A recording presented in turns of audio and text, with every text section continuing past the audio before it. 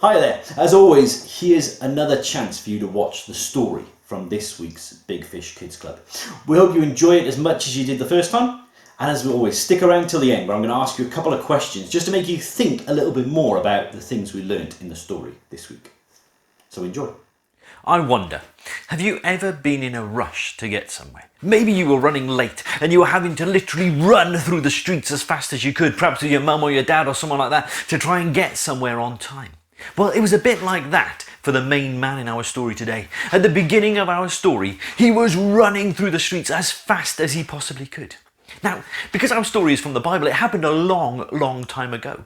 And back a long time ago, in the land where this took place in Israel, men would never ever be seen running through the streets. But yet the man in our story today, he was running through the streets as fast as he could. He pulled up his cloak so it didn't get tangled in his feet, and he was running right towards the centre of town.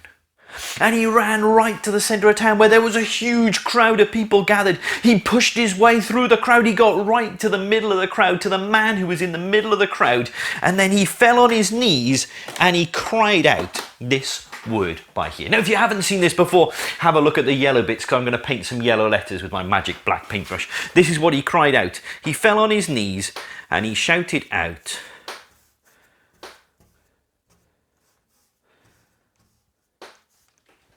"Help." You see, he was in a bit of a mess. He had a problem that he couldn't sort out by himself. And he knew that the only person who could help him was the person that he'd gone to ask about. But I'll tell you about that in a minute. But you know, it reminds me that actually there are times when we perhaps need to cry out for help as well. You know, there are times when we do things that are wrong. And actually, you know, it reminds me those wrong things are a bit like, well, this is a bit like a negative. And sometimes that's what those wrong things are called, aren't they? They're called negative things. It's a bit like a negative or a take away or a subtract sign in maths. And those negative things, those things we do that are wrong, mean that sometimes we get ourselves in such a mess that we think we don't know how on earth we're going to be able to sort it out by ourselves. But actually, we just need to turn round and cry out for help. Asking people to help to get us out of the mess we've got ourselves in and get us back on the right track again. But anyway, I haven't actually told you the name of the man in our story, have I? Or why he needed help. Well, let me tell you, the name of the man in our story is a bit of a strange name. It's not a name you hear very often nowadays, but he was called Jairus. And Jairus was a really important man in that town. He was, in fact, one of the most important men in the whole town. And he had a great life. He had a wonderful wife who he loved very much. And he had an amazing daughter who was 12 years old. And he loved her so much. He was so happy to see her each and every day and see how happy she was and enjoying life. But that had all changed this one day. You see, that morning, she'd been playing outside in the sunshine, laughing and jumping and really happy. But then something had gone wrong. You see, whilst she'd been out there, suddenly she'd collapsed on the floor. She'd fallen ill. They'd taken her inside, laid her on the bed, but nothing seemed to help. They didn't know what to do. They'd called the doctor, but he didn't know what to do. They'd called the priest, but he wasn't able to help. Jairus and his wife were getting more and more worried. And that's when Jairus, his wife, said to Jairus, "Jairus, you need to go to the only person who can help us. There's only one person left who might be able to help our daughter before it's too late." And that's just where Jairus had gone. You see, Jairus had ran right into the middle of town, which is where he knew the man would be. That man he was looking for was Jesus. You see, Jairus and his wife had heard amazing stories about Jesus and how he'd been able to do amazing and incredible things to help people in situations where it seemed that there was no chance at all. And so Jairus had gone to Jesus. He'd fallen down on his knees, which was a really big thing for an important person in a city to do. And he'd fallen down on his knees and said, "Jesus, please, will you come back to my house? Please, will you help my daughter? I don't know what else to do." Well, as you can imagine, because Jesus is, well, Jesus, he said he would help. And so they headed off. Jairus trying to lead the way as quick as he possibly could, encouraging Jesus forward. Jairus was there pushing him along, saying, Jesus, we need to be quick. I don't want to run out of time. We need to get back to my house as quick as we possibly can. But you see, it wasn't just Jairus and Jesus making their way along the road. Well, all of Jesus' friends, the disciples were there as well. But as well as that, the crowd of people that had been listening to Jesus teach in the middle of town, they were following along as well. There were hundreds upon hundreds upon hundreds of people all following Jesus and Jairus back to Jairus' house. And they were all saying, is Jesus going to be able to help? Is he going to be able to sort things out? Is it going to be a miracle? Is it going to be amazing? Is it going to be incredible? They were so excited. And because there were so many people pushing their way through the town, people were bumping and barging and knocking into each other. And Jairus was saying, come on, Jesus, we need to go. We need to be quick. We need to get there as quick as we can. Please, Jesus, please hurry. Please, please, please. And then as they were walking along, so suddenly Jesus stopped. He turned round and he said, somebody just touched me. His disciples said to him, they said, Master, people are bumping and knocking and into each other. Of course somebody touched you. No, Jesus said, somebody touched me. Jairus was hopping from one foot to the other saying, come on, Jesus, we don't have time for this. Please, Jesus, we need to hurry. My 12-year-old daughter is really sick. We need to get back there as quick as we can. But Jesus stopped and he waited. He said, somebody here touched me. I felt the power go out of me. Somebody touched me. Nobody really understood what was going on, but then suddenly, out from the crowd stepped a woman. She said, Jesus, I'm the one that touched you. She said, Jesus, I've been ill for 12 whole years. I've been to all the doctors I could possibly find, but nobody's been able to help me. I've been to all the priests and different people like that, but nobody's been able to help me. But I knew that you were in town today. And I was sure that if I could even just touch your cloak, then you would be able to help me. You see, she believed that just by touching Jesus' cloak, he would be able to sort out the problem that she had. And Jesus turned to her and said, because you believed in me, because you trusted in me, you have been made better. You are completely and utterly this thing by here.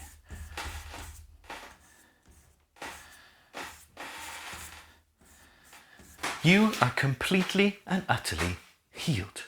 Wow, thought the woman, this is amazing, this was incredible. This was the best day of her life. After 12 years of being ill, just by touching Jesus' cloak, she was healed. It was a miracle, it was amazing, it was incredible. She was so happy. The crowd were thinking, wow, we've seen some amazing things today. And Jairus, though, was still there hopping from one foot to the other thinking, oh, this is great, I'm really happy for this woman, but we need to get back to my house. Please, Jesus, please, we need to hurry. And then Jairus looked up and he saw somebody walking down the road towards him. It was somebody he didn't want to see. It was one of his closest friends, one of his friends who had been there at his house earlier on when his daughter had fallen ill. And he knew why he was coming. Jairus' friend walked up to him and he said, Jairus, tell Jesus to go back and teach in the middle of town. Tell Jesus there's no point continuing on to your house. Jairus, I'm sorry to tell you this, but there's no point Jesus coming anymore. Jairus,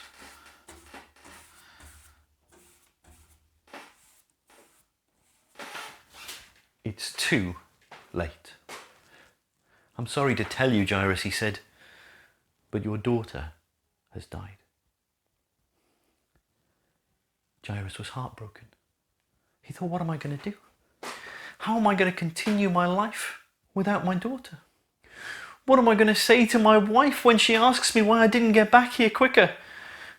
What's my life going to be like now? How am I going to continue? He was really, really sad. But Jesus had heard what was going on. Then he turned to Jairus and he said, Jairus, don't worry. Just trust in me. If you trust in me, everything will be okay. Jairus was thinking, could Jesus really help him now? Even though his friend had said it was too late? Could Jesus really still do something to help his daughter?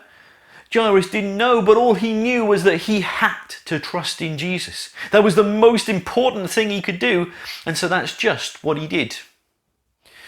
Well, Jesus and Jairus and just a couple of Jesus' friends continued on to Jairus' house.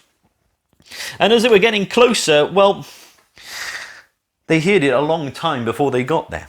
You see, outside Jairus' house were lots and lots and lots and lots and lots and lots and lots of, well, people. Because you see, back in those days, in that country where this happened, when somebody died, lots and lots of people would gather outside the house, and they would wail and they would cry and they would shout. That was what they always did.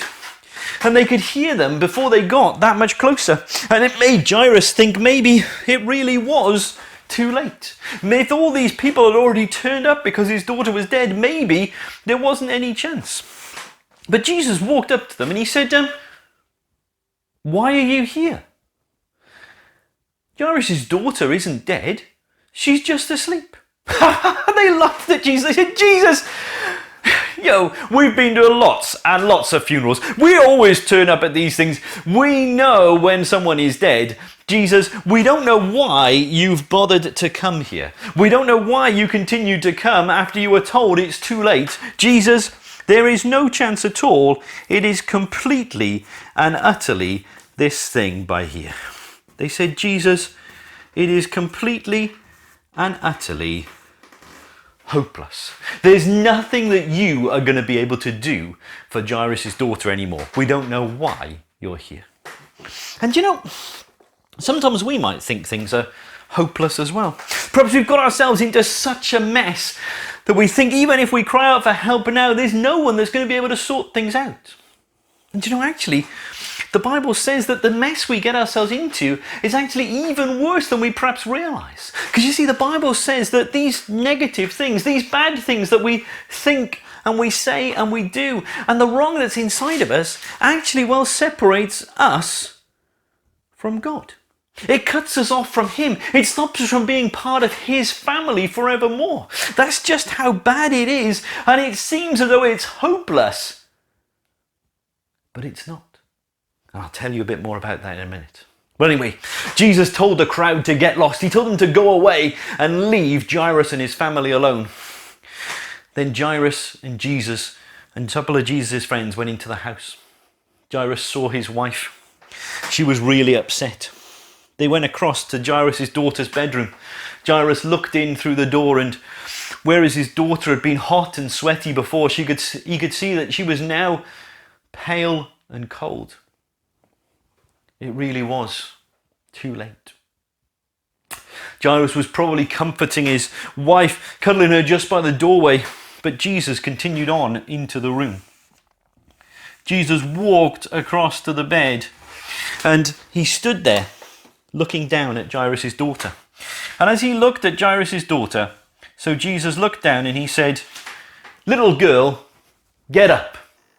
Jairus thought, can't he see? Can't he see that it's hopeless? Can't he see that it's too late? That there's nothing that he can do to help anymore?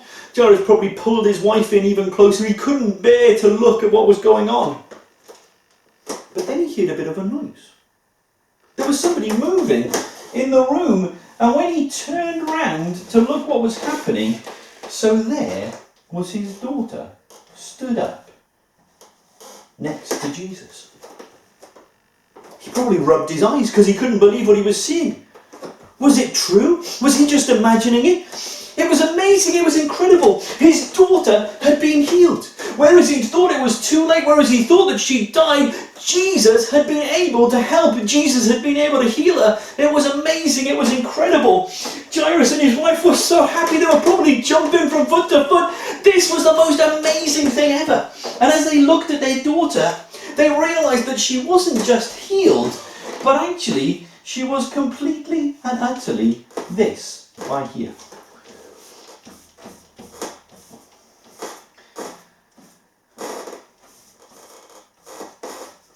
She was completely and utterly healthy. She wasn't just healed, but she looked even better than she had been before. Jesus had done something incredible. And you know, it reminds me about what Jesus does for us. Because you see, when we ask Jesus for help, he doesn't always help us in the way we might expect. You see, the way that Jesus helped to sort out the things that we think and say and do that are wrong, that separate us from God up in heaven, was actually by this. Jesus came down from heaven, down to earth, and he died on a cross. You see, people will normally put on a cross to be punished for things they've done wrong, but Jesus had never done anything wrong. You see, he was taking upon himself the things that you and I have done that are wrong. So that if we turn to him and say we're really sorry for the things we've done that are wrong, call out to him and say, Jesus, will you please help me? He'll help us. He'll forgive us of all of those things. But just like Jairus' daughter, who was healed, but also made even better than she was before, so Jesus does the same for us as well. You see, if we turn to him and say we're sorry and ask for his help, he doesn't just forgive us, but he also makes us part of his family, so that we can one day be with him forevermore, which I think is the most amazing and incredible thing. You know, that day, Jairus and his wife learned that when it comes to Jesus, when it comes to God, that actually no matter how bad things might seem, no matter how hopeless the situation might look, they realised that in actual fact,